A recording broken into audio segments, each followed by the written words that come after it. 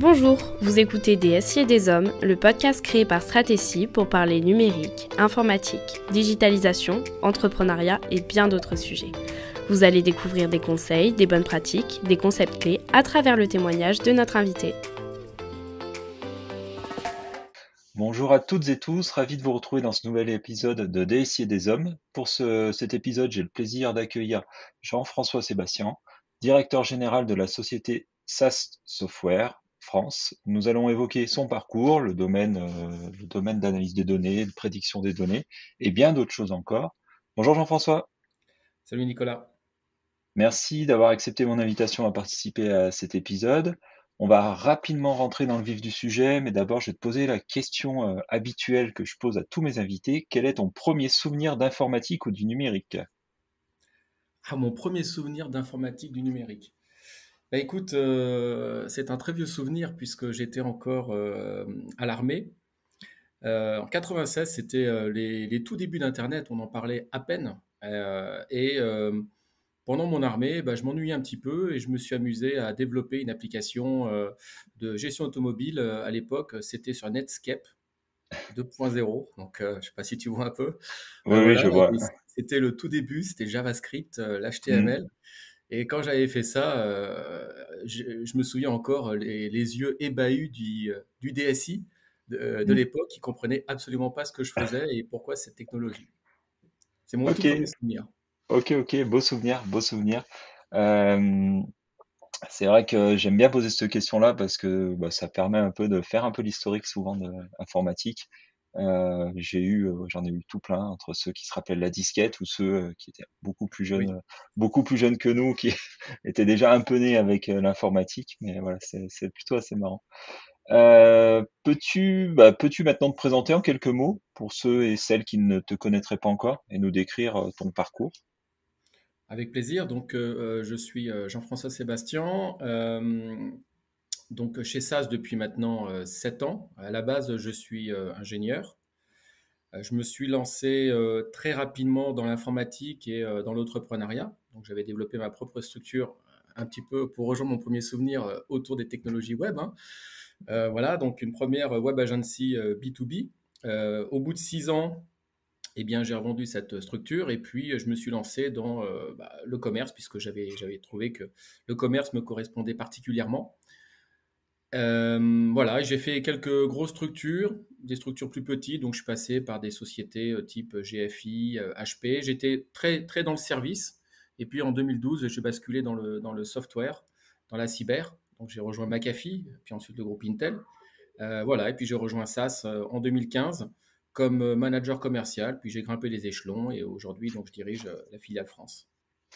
Donc un parcours toujours dans le numérique, euh, Oui, avec différentes strates, le côté plutôt dev ou quand tu as créé ton entreprise. exactement. Et J'ai puis commencé après, comme développeur et en fait, ça m'a jamais quitté. C'est-à-dire que je suis vraiment passionné par les nouvelles technologies. mhm. C'est pour ça aussi d'ailleurs que ça fait maintenant quasiment 7 ans que je suis chez SAS, donc c'est ma plus longue expérience professionnelle depuis que j'ai débuté ma carrière. Parce que je suis toujours assez fasciné par l'impact des technologies dans l'évolution de la société et encore plus celle du digital, du numérique, où j'ai vraiment le sentiment qu'on est au cœur de la transformation de la société aujourd'hui. Oui, puis ton parcours t'a amené à voir différentes strates, on va dire, du système d'information, hein, que ce soit la partie dev, que ce soit la partie software, la Oui. partie matérielle peut-être avec HP, je sais pas exactement. Exactement, toute la partie Voilà, AFO, la couche zéro, j'ai vu tout ça. voilà. Ouais, ouais, ouais. Ouais, donc c'est plutôt marrant ce parcours. Ouais. Est-ce que tu peux un petit peu nous parler de SAS, de qui vous êtes, parce que c'est vrai que c'est une entreprise assez importante, mais voilà, mais les gens savent peut-être pas ce que vous faites. Alors c'est vrai que ça, c'est une société qui est plutôt connue des professionnels et pas du tout du grand public. On est une entreprise qui a maintenant un demi-siècle d'existence. Et depuis le début, on fait de l'analytique, on fait de l'intelligence artificielle, on fait du machine learning. Aujourd'hui, on est leader mondial, enfin, on l'a toujours été, hein, le leader mondial de l'analytique, de l'intelligence artificielle, de l'analyse de données. On est une entreprise de 12 000 personnes à peu près, 3 milliards de revenus. et on a la particularité d'être une entreprise privée pour l'instant, puisque on est parti pour rentrer en bourse en 2024, mais en tout cas, jusqu'à présent, on est une société 100% privée, ce qui est assez atypique sur le marché aujourd'hui. Et en France, on est présent depuis à peu près une trentaine d'années. Donc, c'est 250 collaborateurs et puis un revenu d'à peu près 100 millions. Donc une belle structure, Une belle structure, ouais. Avant de revenir vraiment, de parler vraiment de cette activité, vous aviez créé un événement qui s'appelle Hello Data, Oui, qui exactement. avait rassemblé, il me semble, entre 700 et 800 personnes en hybride. Oui. Est-ce que tu peux nous en parler un petit peu plus? Parce que je trouve que c'est toujours intéressant d'avoir des événements, de connaître un peu des événements de ce Oui, type-là. je dirais, comme beaucoup d'entreprises, il a fallu un petit peu se réinventer lorsqu'il y a eu la crise du Covid. Mm. Auparavant, on avait un événement en présentiel qui s'appelait le SaaS Forum, Mhm. qui réunissait à peu près 1000 personnes en présentiel par an. Et on a décidé de lancer cette initiative avec un mot d'ordre qui était vraiment de donner la parole aux clients. Nous, SaaS, de rester en retrait. Donc vraiment de laisser la parole aux partenaires, aux clients, c'est-à-dire ceux qui font justement le marché aujourd'hui. Donc on a décidé de lancer cette initiative une fois par an. On l'a appelé Hello Data. C'est de l'hybride, donc on a à peu près une centaine de personnes en présentiel.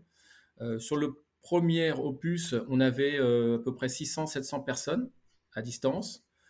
On est monté à 800 et plus avec le replay. Et des échos très très favorables parce qu'on a beaucoup d'interventions qui sont des exécutives de nos clients, ou pas de nos clients d'ailleurs, mais des entreprises en tout cas qui sont plutôt connues sur le marché, public, privé d'ailleurs, de tous bords. Et c'est un événement thématique. Voilà. Donc le premier était vraiment sur la transformation digitale avec à chaque fois un keynote. Le premier c'était Fabien Galtier, puisqu'on travaille avec la Fédération française de rugby. Et D'accord. le deuxième, c'était Thierry Marx, très inspirant aussi, sur les critères ESG, puisque c'est un des critères qui mobilise beaucoup SaaS et qui me touche, moi, à titre personnel. D'accord. Et c'est vrai que tu prends des exemples de ce que vous pouvez faire avec, dans votre domaine d'expertise. Pour parler particulièrement, parce que ça va imager tout de suite la suite, qu'est-ce que vous faites avec la Fédération française de rugby et Fabien Galtier? Ah bah ça, alors déjà pour l'anecdote, c'était assez marrant, puisque il y a à peu près 2 ans,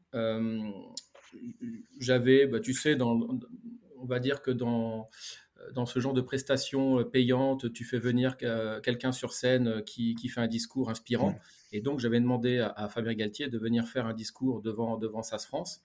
Et dans le fil de la discussion, lui donc nous a dit qu'il était très appétent en fait au digital, puisque lui-même avait été consultant CAP sur les sujets notamment informatique et analytique, qui connaissait SaaS. Quand je lui ai demandé pourquoi on ne travaillait pas ensemble, il m'a dit pourquoi pas. Voilà, et l'histoire a commencé comme ça. Donc on a mis en place ce qu'il fallait, c'est-à-dire que aussitôt j'ai dépêché une équipe de 5 data scientists et techniciens, architectes, etc., pour vraiment plonger au cœur même de la stratégie de Fabien Galtier et de son staff. Je me suis aussi impliqué beaucoup là-dedans pour forcément rattraper, tout construire from scratch Mm. avec l'équipe data scientist aussi de la fédération. Et voilà, puis on a commencé à participer à l'élaboration de stratégie des matchs, notamment contre la victoire historique contre les All Blacks, par exemple, Mm. il y a à peu près 2 ans. Et puis là, on est en train de travailler, de préparer la tournée d'automne. La tournée d'automne et puis après sûrement la Coupe Ah du Monde. oui, la Coupe du Monde, c'est bien entendu. C'est pour ça d'ailleurs qu'on a travaillé très très vite, parce qu'on savait que Oui. l'échéance était très courte. D'accord, d'accord, d'accord. Bon, bah, super, super, c'est une expérience intéressante, je suppose. Mais votre domaine d'activité ne s'arrête pas du tout au sport. Enfin, ça va toucher Non, toutes les entreprises. ouais. Quels sont un peu les secteurs avec lesquels vous travaillez? Alors ils sont très diversifiés. On a un champ des possibles qui est très étendu. chez SAS, du fait en plus qu'on est quand même un acteur historique de l'analytique. On est présent dans 90% des entreprises du top 100. Mmh. Et on est présent énormément aussi dans le secteur public. On est présent aussi dans les PME. Voilà, on a une empreinte qui est très forte sur le marché de l'analytique aujourd'hui, qui est une empreinte historique, hein, qui est une empreinte d'ailleurs qui est un peu celle du passé. Donc c'est à la fois une bonne chose et à la fois un peu un frein, puisqu'on a un petit peu de mal à expliquer que le SaaS d'aujourd'hui n'a plus rien à voir avec le SaaS d'avant. Mais ça aussi, Mmh. on pourra en reparler. Donc on est très présent dans le domaine bancaire. Aujourd'hui, c'est le plus gros de notre marché, hein. Ça pèse à peu près 25% de notre marché. On est présent aussi dans le monde assurantiel, dans le secteur public, et puis sur des acteurs qui sont des acteurs, je dirais, de niche, hein, puisque ce sont les acteurs qui réellement se sont lancés dans l'analytique depuis 4-5 ans, c'est-à-dire le manufacturing et puis la grande distribution. D'accord. Et par rapport à tout ça, donc tu nous as cité tous les secteurs, mais en amont, enfin moi, mon ressenti par rapport à mon métier de consultant directeur informatique, je trouve que euh, beaucoup veulent mettre la charrue avant les bœufs pour arriver à ce que tu vas proposer de l'analyse de données, après que ce soit prédictive, on peut même mettre la BI dedans, enfin bon, après tu nous réexpliqueras un petit peu tout ça, mais je trouve que les gens veulent des fois aller trop vite et il faut d'abord savoir ce qu'ils ont comme données et à quoi elles servent. Est-ce que tu remarques beaucoup ça sur le terrain? Est-ce que tes équipes remarquent cette difficulté des fois où les gens en fait on arrive et ils savent pas ce qu'ils ont comme données, ils savent pas à quoi elles servent, mais ils veulent faire de l'analyse de données quoi. Alors, oui, tout à fait. En fait, on a un petit peu les défauts de nos qualités. La France est connue pour être un pays d'ingénieurs, donc on est très très bon dans l'innovation, la créativité. En plus, bien entendu, le gouvernement et le président Macron a annoncé qu'il allait encore plus booster les startups, l'innovation. Et donc ça, c'est une très grande qualité. Le Mhm. petit défaut, c'est que on est très très bon en implémentation, je dirais, en maquettage, en test, un petit peu moins en mise en production et en passage à l'échelle. C'est un petit peu le problème qu'on a. Donc, oui, quand tu parlais de mettre le char dans les bœufs, c'est-à-dire qu'on se lance dans énormément de tests, de maquettage, de POC, comme on dit, euh, sans forcément prendre le temps de savoir déjà pourquoi on le fait, à quel but, à quel bénéfice, et puis de travailler réellement sur euh, quel est le plan de passage en production, de passage à l'échelle. Voilà, il y a énormément d'étapes qui sont zappées parce qu'il faut déjà démontrer la faisabilité, la capacité à faire. Donc, on est aussi, nous, pris dans cet engrenage hein, de demandes de POC, de POV, etc., et de différents tests. Mais c'est quelque chose que nous clamons fort chez SAS, c'est que nous, notre métier, c'est de savoir mettre en production l'analytique. On le fait depuis 50 ans, c'est notre savoir-faire. Donc, c'est le passage à l'échelle, c'est l'industrialisation, qui sont des mots forts.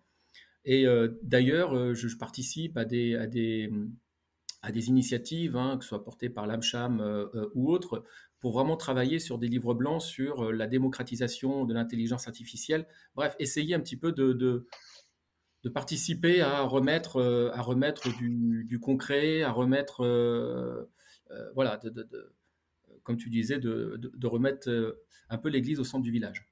Oui, c'est Ces sûr. sujets-là, hein, qui sont des Mm. sujets qui finalement font, alors à la fois sont très excitants et puis font peur parce que ça fait résonance à un niveau de maturité ou d'immaturité des dirigeants d'entreprise, quelle qu'elle soit. Mm. Aujourd'hui, quand on interroge les entreprises, hein, c'est ce qui est ressorti d'une étude Accenture il y a un an, 80% des dirigeants disaient que s'ils ne sont pas capables de mettre à l'échelle l'intelligence artificielle dans les 5 ans, ils sont morts. Donc il y a une question de survie. On prend conscience que l'intelligence artificielle, finalement, c'est ce qui va permettre de créer un différenciant sur un marché ultra concurrentiel. Maintenant, plus de la moitié avouent qu'ils ne savent pas ce qu'il y a derrière, ils ne savent pas pourquoi, ils ne savent pas comment. Et donc, la plupart du temps, ils confient un petit peu les clés du camion à des personnes qui ont la mission, la charge de le mettre en place et qui généralement commencent par des tests et des POC. Oui. Et t'as une stat de passage de ces POC à production ou pas? Elle est alors très faible. C'est une étude qui maintenant a un an et demi, donc il faudrait peut-être la renouveler, mais je pense pas qu'elle soit très différente aujourd'hui, qui disait que 92% des projets POC dans l'intelligence artificielle ne passent pas l'échelle, ne passent pas en Hmm, production et ne passent pas l'échelle. Donc ça veut d'accord. dire qu'il n'y en a que 8% qui passent en production, et sur les 8%, il y en a à peine 5%, même pas, qui passent l'échelle. Et ça, tu saurais l'expliquer de ton côté? Est-ce que, enfin, là, tu nous as dit que c'était une stat plutôt générale, pas que chez SAS. Est-ce que vous, de votre côté, vous le voyez aussi? Et est-ce que ça s'explique? Comment ça peut s'expliquer? Alors ça s'explique par rapport un petit peu à ce que je te disais, hein, sur parfois le manque de recul et de maturité par rapport à l'intelligence artificielle, à ce que ça peut vraiment apporter et ce qu'il faut y mettre. Ça s'explique aussi parfois par comment dire, le manque de communication qu'il peut y avoir dans une entreprise, dans une organisation. Dès qu'on commence à parler d'intelligence artificielle, quand on commence à parler d'analytique poussée ou d'algorithmie, la plupart du temps, pour avoir un vrai bénéfice, un vrai ROI, ça suppose de revoir le business model de l'entreprise ou de l'organisation. Donc en fait, c'est un sujet transversal à des départements qui d'habitude n'ont pas forcément l'habitude de se parler. Euh, Quand on veut vraiment démarrer un vrai projet de transformation digitale, puisqu'on parle de transformation digitale, même si c'est un mot il faut être un petit peu prudent sur le mot transformation, mais Hmm, en tout cas, ça nécessite de mettre autour de la table les gens de l'informatique, les gens des métiers, les gens de la finance, les gens des RH, puisqu'il y a de la conduite de changement, et que toutes ces personnes-là discutent autour d'une trajectoire à définir ensemble. Ce qui n'est quasiment jamais le cas. Ce qui n'est quasiment jamais le cas. Généralement, on a affaire soit à l'informatique qui doit driver de A à Z un projet de transformation digitale, soit alors ce sont les métiers qui ensuite doivent fédérer l'informatique. On commence à découvrir aussi certains DRH qui commencent à rentrer dans la musique parce qu'ils ont pris conscience qu'il y avait une vraie conduite de changement avec une culture de la data qu'il faut insuffler à tous les étages d'une organisation. Voilà, donc ça nécessite une maturité, d'avoir du temps aussi, de prendre de la distance par rapport à ça, et puis de mettre en branle tous les étages d'une entreprise. hmm. Donc ça Et manque de gouvernance aussi parfois, c'est un vrai manque de gouvernance. en fait, surtout ce que tu dis, c'est que c'est un vrai projet d'entreprise. C'est un C'est un vrai projet projet de d'entreprise. transformation d'entreprise, tout à fait. Voilà. Et c'est donc qui dit projet de transformation d'entreprise, dit transversalité, dit enfin rester dans les règles aussi du projet avec le sponsor. Et sur ces types de projets, on parle de transformation d'entreprise, ça peut être déjà porté que par la direction. Après, c'est aux différentes équipes de l'amener. Mais c'est pour moi, c'est pas un projet de la DSI. Euh, Tout à c'est fait. pas, ouais, ouais, Et c'est c'est d'ailleurs comme, c'est le vas-y, tort de vas-y. confondre transformation digitale avec digitalisation. Oui, c'est vrai. En clair, quand on confie tout entre les mains de l'informatique, déjà, on oublie un peu quelle est la mission de l'informatique. Mm. La mission de l'informatique, c'est de mettre en place un système de services proposés en interne qui fonctionne, qui marche, avec forcément une préoccupation très forte sur la sécurité de ce que l'on met en place, des processus de fonctionnement, de disponibilité, etc. Donc ça, c'est la mission de l'informatique qui doit gérer finalement surtout des risques. Mm. Euh, Quand on confie ça finalement à l'informatique, on est plutôt sur comment je digitalise des processus existants. Et à Oui. tort, on appelle ça une transformation digitale. Mais là encore, une vraie transformation digitale, c'est être capable de pouvoir projeter l'entreprise sur 3, 5 ans, voire 10 ans, avec une remise en question du business model pour savoir comment effectivement prendre un leadership sur un marché en plein essor grâce à l'intelligence artificielle, au machine learning ou à l'algorithmie poussée. Donc, on revient vraiment un peu, même presque aux bases de la gestion de projet, même pour ce type, enfin, pour moi, c'est même pas même pour ce type de projet, parce que, enfin, souvent, moi, ce que je peux voir sur le terrain, c'est que c'est quelqu'un dans son coin qui va commencer à faire des statistiques, on va dire, grâce à différents outils, sans vraiment se poser de questions, en faisant plein de beaux tableaux et de beaux schémas. Je pousse volontairement la chose, mais Oui, je pense que j'en suis pas très très loin. Je pense que j'en suis pas c'est très. un peu marseillais ce que tu dis, comme on dit, Non, mais non, oui, non, mais ce que je vois, enfin, souvent, enfin, moi, ce que je vois quand je vais sur mes clients, c'est pas, enfin, comme tu dis, c'est pas un peu marseillais, mais c'est ce que je vois sur le terrain, c'est que les gens pensent euh, pour moi, ils pensent que c'est facile à faire, qu'on peut tout faire facilement. Enfin, voilà, on va mettre des outils. Alors, pour moi, non, ce n'est pas le cas. Enfin, c'est un vrai projet d'entreprise. On peut faire, enfin, on n'est pas là, enfin, ils sont pas là pour faire des indicateurs, pour faire des indicateurs. Et alors que il y a d'autres choses, il faut prévoir en amont, il faut savoir ce que les dirigeants veulent, il faut savoir aussi ce qu'ils veulent en faire derrière. Il y a tout un tas de sujets que vous allez porter en amont, vous allez chercher en amont, au lieu d'aller dire, bah voilà, on est capable de faire des stats, voilà, on vous pose toutes les stats et c'est tout. Enfin, vous allez beaucoup plus loin, ce que je veux dire, que déjà ce que peut faire quelqu'un tout seul dans son coin. Voilà. Mais c'est mon ressenti, hein. non, mais c'est tout à fait exact. C'est toute la problématique aussi de ce qu'on essaie de véhiculer comme message. On a affaire à beaucoup d'entreprises ou d'organisations publiques qui commencent par faire un choix d'outils Mm. avant de commencer vraiment le problème. Et c'est là où parfois on tombe sur des postures un peu dogmatiques, très pro open source. Donc je rejoins un peu, je dirais, le défaut des qualités d'être dans un pays d'ingénieurs, Mm. c'est-à-dire la conviction qu'avec l'open source, on peut tout refaire, tout recréer, et ça suffit pour les besoins. Donc, effectivement, ça peut suffire pour mettre en place des maquettages, des POC, pour faire des tests très précis, pour démontrer un résultat finalement. L'open source est parfait. L'open source est même nécessaire. Mais, et ça, je peux l'affirmer sans crainte, puisque ça a été prouvé 50 fois, l'open source n'est pas fait pour être, enfin, pour passer l'échelle. C'est pas fait pour ça. Il y a des contraintes de sécurité très fortes derrière. Également, il faut faire vivre une communauté. Il y a des coûts de mise à jour qui sont absolument colossaux. Enfin bref, il y a des coûts induits derrière qui dépassent largement celui de Mm. l'investissement. Donc l'open source ne répond pas à tout, mais l'open source est nécessaire. Voilà, mais c'est pas un tout. Et on a très souvent affaire à cette posture de d'abord je fais un choix d'outils, je fais ensuite le choix de l'intégrateur, et puis après, j'essaie de lui dire de quoi j'ai besoin. Oui. Ouais, non, mais enfin, je, je vois ce cas sur les autres types de projets avec des projets type ERP, hein, c'est exactement ça.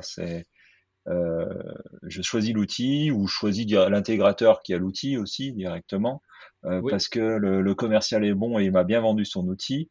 Et puis après, je vais voir mes besoins et finalement, entre ce qui m'a été dit au début et ce qui m'a été dit à la fin, il y a un écart parce que je me suis pas posé. Et enfin, je vois vraiment ce parallèle avec ces projets de type ERP qui sont aussi des projets d'entreprise qui peuvent va faire évoluer le business model, va faire évoluer la productivité. Mm. Donc, et c'est là où j'ai une petite une question par rapport à des entreprises, enfin les entreprises que vous accompagnez. Est-ce que eux, ils ont déjà le RP, enfin, leur outil métier et que, enfin leurs outils métiers, parce qu'il y a souvent un S, il y en a souvent plusieurs. Et après, vous venez vous récupérer de la donnée là où il y en a besoin. Alors la plupart du temps, oui, ils ont déjà tous un ERP. Après, il y en a beaucoup qui le font évoluer et généralement, c'est ce qui cannibalise eh bien, la mobilisation de toutes les ressources, hein, qu'elles soient Mm. financières euh, ou personnes organisationnelles. Euh, mais oui, alors on prend les données, certes, dans l'ERP, mais pas que. C'est ce que l'on propose justement. On a développé depuis à peu près 5 ans, c'est pour ça que je disais que le SaaS d'aujourd'hui n'avait rien à voir avec le SaaS d'avant, c'est que Mm. depuis 5-6 ans, on a développé une plateforme apaisable qui est Vaya, qui aujourd'hui est totalement cloud native, à la fois, enfin, qui est un petit peu ce qu'on appelle scale up, scale out, donc visant aussi bien la performance que l'interopérabilité. Et donc, pour répondre à des systèmes ouverts, et contrairement à ce qu'on faisait avant, puisque SaaS, on est plutôt connu pour le code SaaS, sauf que maintenant, on n'a plus de code SaaS quasiment. On a D'accord. aussi, nous, dans nos outils, beaucoup d'open source, hein, c'est même plus de 50% du code, c'est de l'open source. C'est pour ça qu'on interopère avec l'open source, du R et du Python. Et c'est ce qu'on propose aujourd'hui donc, à nos entreprises avec ces systèmes d'API pour répondre justement à ces problématiques, notamment des DSI. Donc, c'est toute la politique du best of breed que la majorité des entreprises ont.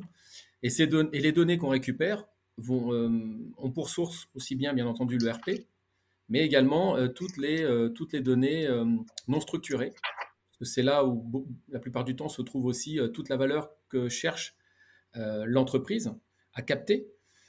Donc c'est eh bien toutes les données, texte, vidéo qu'on peut trouver sur les forums, sur Internet, à droite à gauche, les données extra-financières. Si on parle de Mm. SG par exemple, on a de plus en plus de projets, notamment avec les banques, sur ces sujets-là. Voilà, donc c'est toute la capacité à aller capter n'importe quel type de données, quelle qu'elle soit et où qu'elle soit. Et justement, pour continuer dans ces explications-là, vous avez capté les données et après vous allez les analyser. On parle d'analyse prédictive. Est-ce que tu peux nous expliquer, parce que tu nous as parlé d'intelligence artificielle, il y a aussi des hommes qui sont derrière, avec ce nouveau métier de data scientist, data analyst.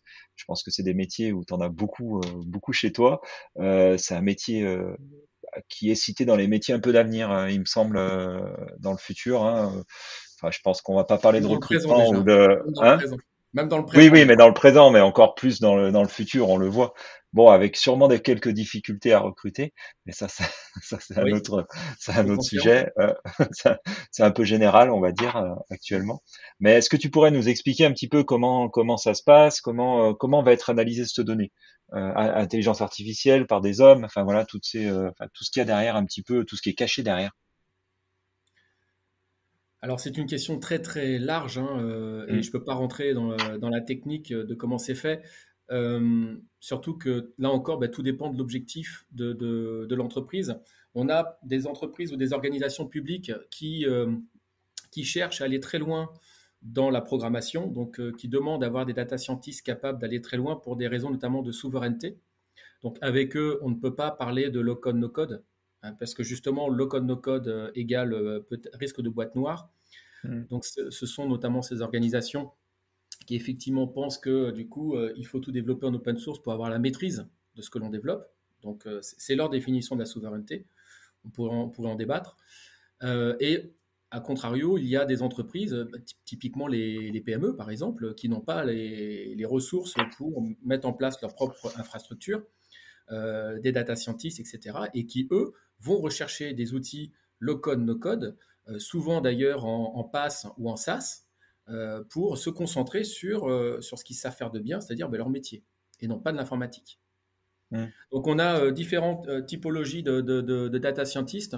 On a aussi des entreprises qui sont très friands du low-code, no-code, parce que, vu la difficulté à recruter des data scientists, ils préfèrent recruter des data scientists, des talents qui vont rester concentrés sur, je dirais, faire du développement très fin, Mm. spécifique, en top de ce que les éditeurs peuvent proposer. Voilà, on est vraiment sur des profils très très larges, hein, avec des cas d'usage aussi très étendus. Est-ce que j'ai une petite question par rapport à ces métiers-là? Est-ce qu'un data scientist est plutôt spécialisé dans un domaine qu'un autre où ils sont très généralistes et voilà, leur objectif c'est de récupérer la donnée et puis après de la traiter, quoi.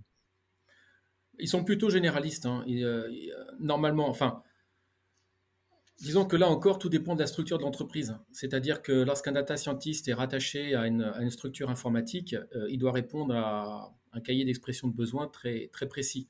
Quand Hmm. il est très précis, c'est là où il n'a pas besoin forcément d'aller comprendre dans le détail le pourquoi du comment du métier. D'accord, ouais, ok. C'est Hmm. voilà, c'est globalement, il sait où aller chercher les données, comment le faire, et puis à lui de mettre en place les outils et les process.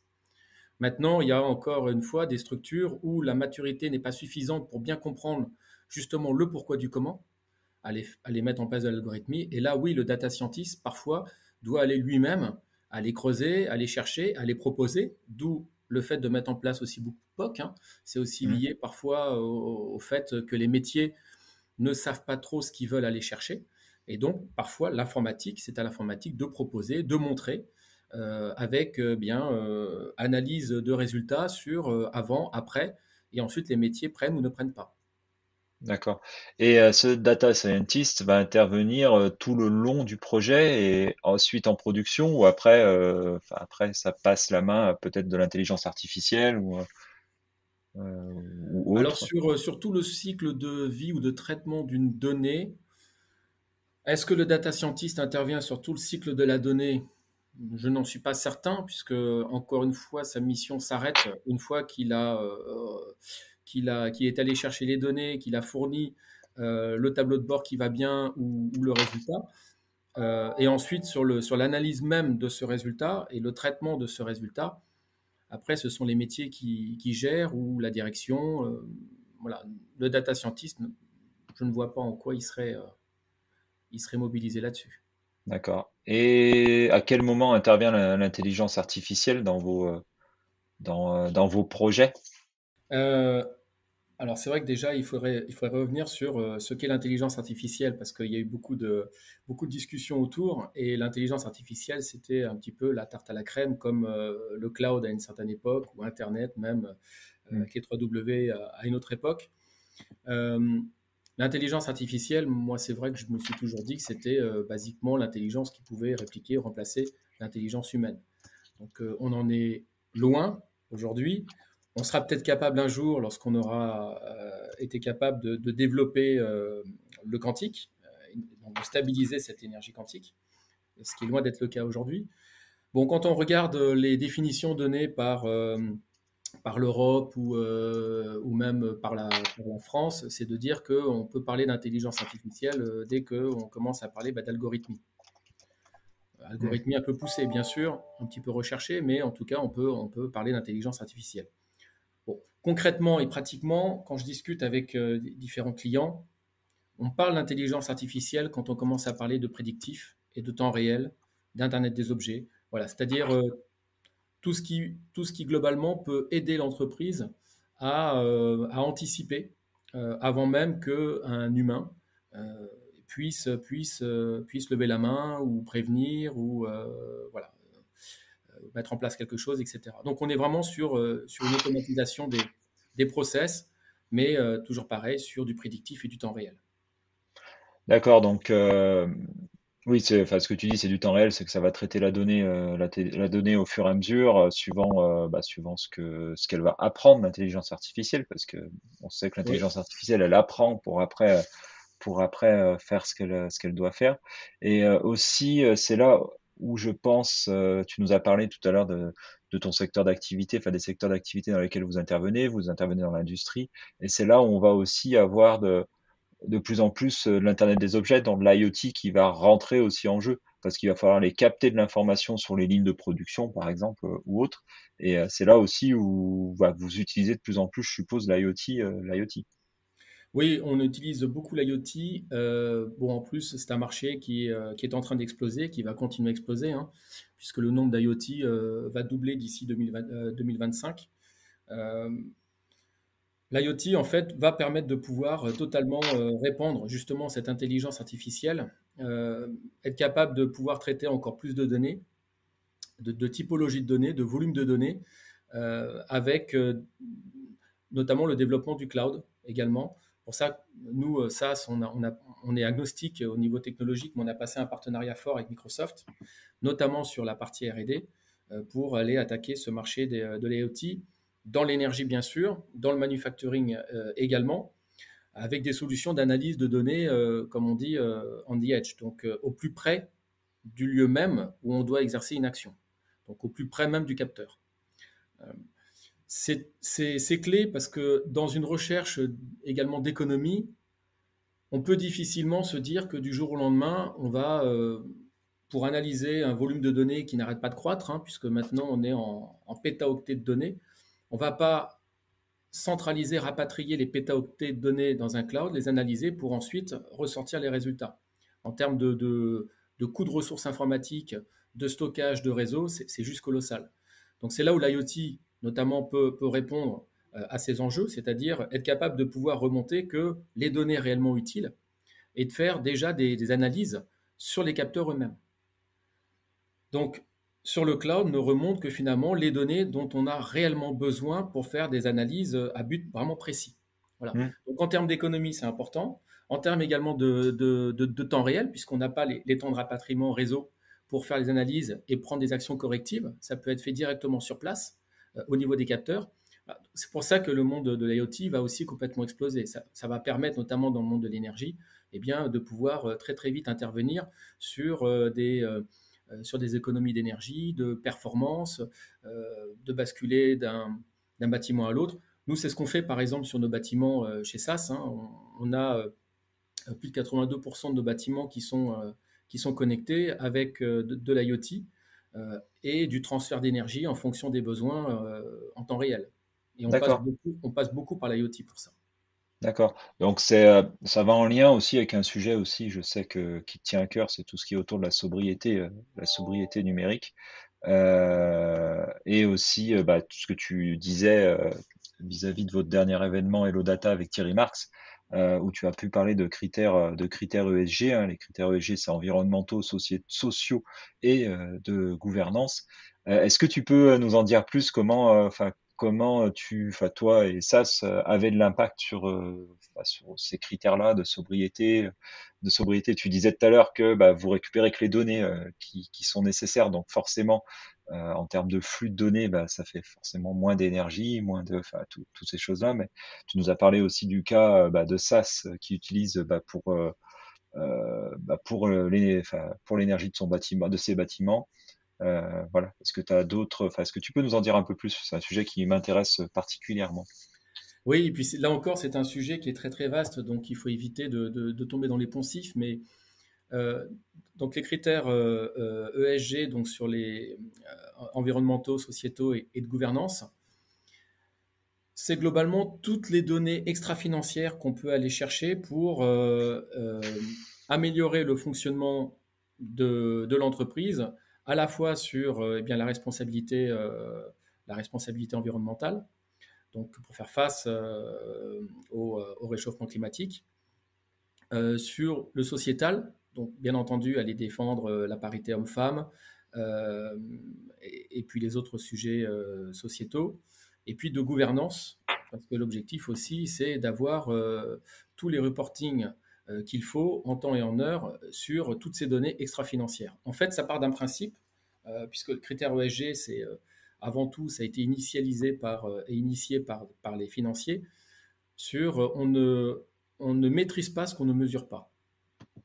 Or, aujourd'hui, on ne peut plus uniquement mesurer des indicateurs financiers pour apprécier la vraie santé, pérennité d'une entreprise. Et l'objectif de ces critères ESG qu'il faut intégrer dans les stratégies d'entreprise, c'est d'aller chercher toutes ces données extra-financières. Donc la plupart du temps, ce sont des données qui sont non structurées, donc qui ne sont pas dans des bases de données, etc. Donc ce sont toutes ces données-là qu'il faut aller récupérer. Donc ça crée un volume de données colossal.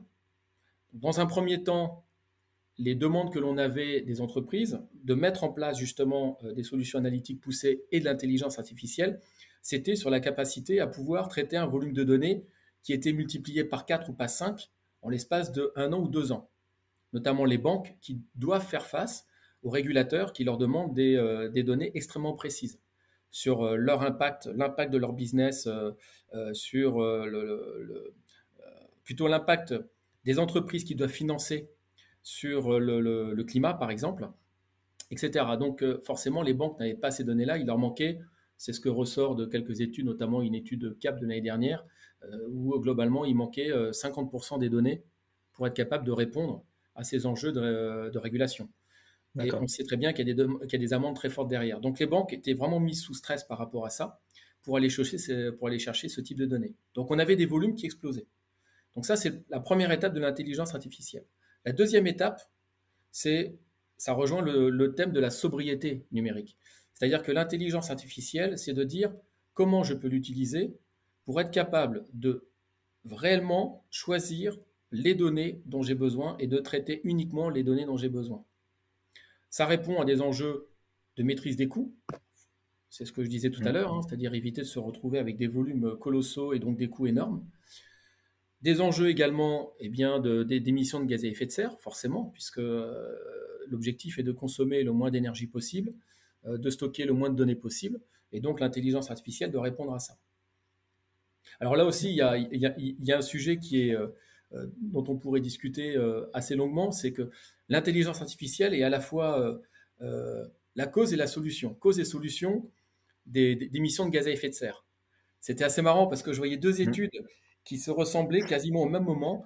Tu avais une étude, le Shift Projet, tu sais, qui est porté par Fabrice Bonifay, par exemple, qui disait que l'intelligence artificielle serait cause de 4%, d'une augmentation de 4% de l'émission de gaz à effet de serre d'ici 2025. Et dans le même temps, il y avait une étude de PwC qui disait que l'intelligence artificielle va permettre de diminuer l'émission des gaz à effet de serre de 4% d'ici à 2025. Donc, D'accord. Voilà, c'est pour ça que la notion de sobriété digitale est très importante, parce que c'est ce qui va permettre d'éviter un peu cet équilibre et au contraire de rendre la balance un peu positive. Oui, tout à fait. Tout à fait, tout à fait. Merci pour tous ces retours. On arrive tout doucement à la fin. Avant de terminer, j'aime remettre un peu de l'humain dans Tu as bien mes raison. épisodes parce que c'est des si et des hommes. Donc voilà, il y a des hommes derrière le numérique. Et je voudrais que tu nous parles d'un de tes échecs, difficultés, doutes et surtout quels enseignements tu as pu en tirer. Waouh! Alors des échecs, des doutes, j'en ai eu parce que je suis un homme d'action, donc comme dirait l'autre, celui qui ne fait rien n'a jamais d'échec. Mais Oui, tout à fait. donc moi, je suis tout le temps dans l'action, donc j'ai déjà eu des échecs. Le plus gros échec que j'ai pu avoir, c'est quand j'ai créé mon entreprise. J'étais très jeune, donc j'ai fait beaucoup de bêtises. J'étais beaucoup dans la créativité, dans l'innovation, donc j'ai fait des choses bien, hein, mais par contre, ouais, j'ai fait trop confiance à des personnes qu'il fallait pas. Euh, Ça m'a fait gagner énormément en maturité, donc ça c'est ce que j'ai appris. Ça m'a donné aussi un sens assez développé sur les personnes qui m'entourent, donc de bien m'entourer. C'est toujours pareil, hein. Tu peux mettre la technologie que tu veux, tu peux mettre la valeur que tu veux. De toute façon, premier abord, ce sont les hommes et les femmes Oui, qui tout à font le fait. succès, et c'est de qui tu t'entoures. Voilà. Seul, tu peux pas exercer, tu peux pas fédérer, tu peux pas driver, tu peux pas faire tout ça. Donc, il te faut une équipe vraiment forte autour de toi, et il faut passer le temps, vraiment passer du temps à bien t'entourer avec des personnes qui ne pensent pas forcément comme toi, parce qu'il faut être challengé en permanence. Moi, c'est aussi quelque chose que j'ai appris, c'est que je cherche à m'entourer de personnes qui ne pensent pas comme moi, qui me challenge, parce que j'ai besoin de ça pour avancer et pour éviter de douter, justement, quand on met en place quelque chose. Par contre, ce sont des personnes qui partagent mes valeurs. J'ai Ouais. des valeurs par mon éducation qui sont très fortes, hein. J'ai une éducation plutôt avec une famille plutôt militaire et en même temps très militaire et rugby. Donc tu vois le mélange, ça fait comme des valeurs très, très, très ancrées et Oui, très humaines. Donc je cherche des gens, pas forcément des pros de rugby, mais en tout cas des gens qui partagent ces valeurs, même si encore une fois, ils ne pensent pas comme moi. d'accord. D'accord, d'accord. C'est hyper intéressant parce que ça rejoint mon parcours aussi d'entrepreneur où ouais, tu dois t'entourer de gens ouais, qui ont les mêmes valeurs que toi. Enfin, moi, je trouve que c'est hyper important. Et Mm. après, le reste qui viennent te compléter ouais, sur d'autres sujets. Ouais, c'est ouais, hyper intéressant. Et si tu avais un livre, une série ou un film à nous conseiller, Waouh, alors les livres, moi je lis énormément, je lis vraiment beaucoup. Un auteur que j'aime beaucoup, mais ça c'est parce que je suis assez féru d'histoire et en même temps, j'aime pas l'histoire trop didactique. hmm. J'aime beaucoup un auteur qui s'appelle Steve Berry, qui justement manie à la fois l'action et en même temps l'histoire, donc sur la vie de Napoléon, d'Alexandre le Grand, etc. Donc c'est très passionnant pour les gens qui ne sont pas forcément très adeptes d'histoire, mais qui aiment beaucoup les histoires d'action en fait. Steve Hmm. Berry à la base c'est un historien et donc je recommande beaucoup cet auteur. Après sur une série en particulier, moi, je regarde beaucoup les séries, mais c'est pour parfaire mon anglais, beaucoup. C'est forcément. une bonne méthode, hein. Ah bah, je suis très série en faisant du sport, hein, donc Ouais, voilà. ok. Mais tout y passe, hein. J'ai pas une Ouais. série en particulier qui me fascine. Voilà. J'ai une série qui m'avait été recommandée par ma fille récemment, qui était Peaky Blinders, donc Ouais, je que connais. j'ai dévoré aussi. Voilà, sur un gang des début des années 1900. Mais encore une fois, c'est plutôt pour parfaire mon Ouais. anglais. Et tu parlais de livres d'histoire. Il m'a été conseillé plusieurs fois dans le podcast, je crois deux ou voire même trois fois là depuis le début de l'année, le livre Sapiens. Est-ce que tu l'as lu? Non, j'ai pas lu ce Non, livre. eh ben, je te le conseille. Je l'ai lu moi là dernièrement. Et voilà, c'est un livre enfin historique, enfin d'histoire de en passant de sur toutes les ères, on va dire, de Sapiens, on va dire, jusqu'à l'ère industrielle, et en faisant toujours le parallèle avec le monde actuel. Et je l'ai trouvé, enfin, voilà, c'est un pavé, mais j'ai trouvé hyper intéressant ce parallèle où voilà, on voit qu'il y a certaines choses qu'on fait quand même depuis la nuit des temps. Euh, voilà, et que ouais, qui ont fait changer le monde où là où on en est actuellement, quoi. Hmm. Mais hyper intéressant, ça explique beaucoup. Je te le conseille fortement. Ouais, bah, j'ai noté d'ailleurs. J'ai Ouais. noté. Bah, tout comme à la limite, si peut-être un livre que je peux te conseiller parce qu'il m'a quand même marqué. C'est un livre que je viens juste de relire.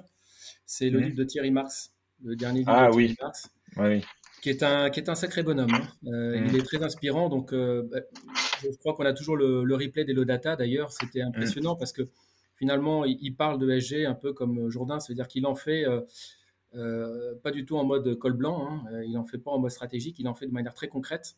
Il aide dans le concret. Et voilà, que ce soit l'économie recyclable, que ce soit la démonstration que finalement on peut faire de personnes qui, a priori, dont on ne donnerait pas cher, eh bien, des personnes Mhm. enfin, totalement réintégrées dans la société.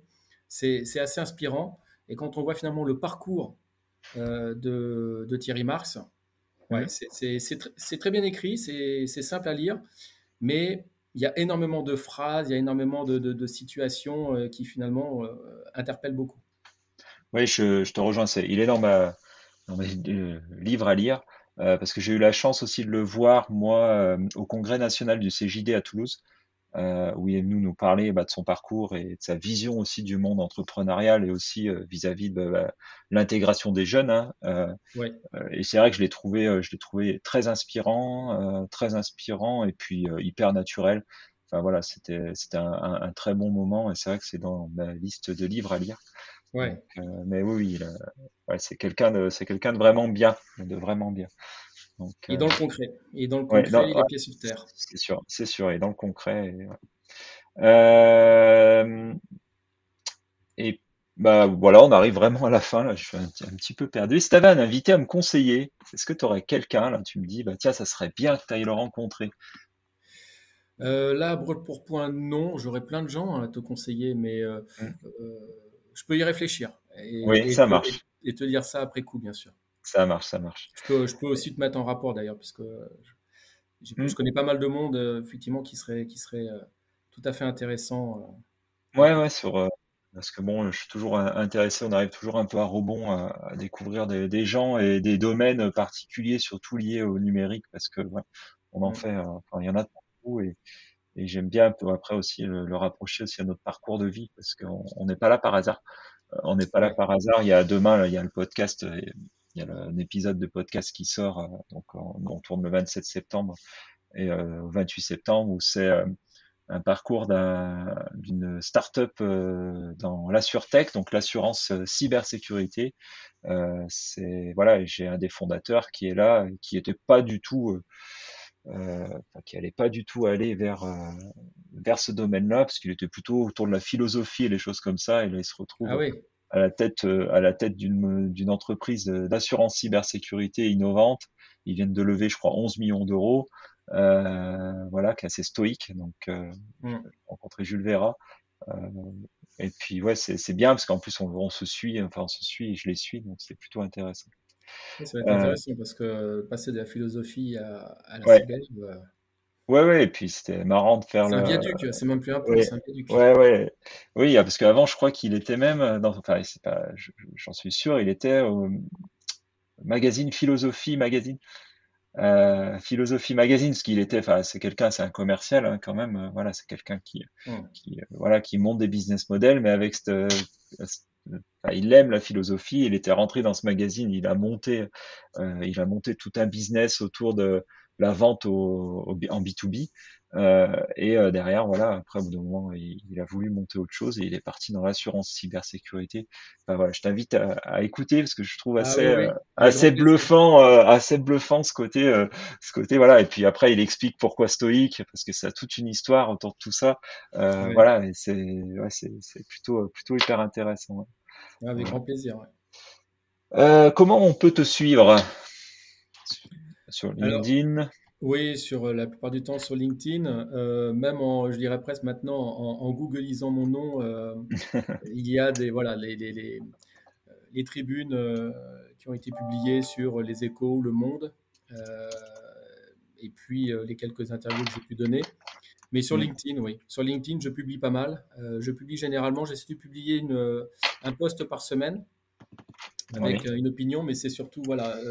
Alors j'essaie d'être assez aussi diversifié dans les posts que je choisis, même si bien entendu le thème c'est très porté sur l'ESG et le dérèglement climatique, mais j'essaie d'être assez diversifié. Mm. Et puis de temps en temps une tribune à peu près par mois D'accord, très bien, que je très publie. bien, très bien. Bah écoute, je te remercie. Merci beaucoup, Je te Nicolas. C'était très intéressant. Je pense qu'on aurait pu en parler encore quelques heures, Ouais, ouais. mais on s'interdira pas de refaire un autre épisode. Merci à nos auditeurs de nous avoir écoutés. Vous pouvez retrouver Jean-François, comme on l'a dit, sur LinkedIn. Je vous mettrai de toute façon tous les liens dans la biographie, même des tribunes, enfin tout ce qu'on a un peu cité et évoqué. Si vous avez des questions à propos du système d'information, n'hésitez pas à nous contacter via LinkedIn, voire même Facebook. Abonnez-vous sur votre plateforme d'écoute pour ne pas rater nos prochains épisodes. Suivez-nous sur nos réseaux sociaux. À bientôt Jean-François et à bientôt sur Des et des hommes. Merci beaucoup, Nicolas. À très bientôt. Au revoir. À bientôt.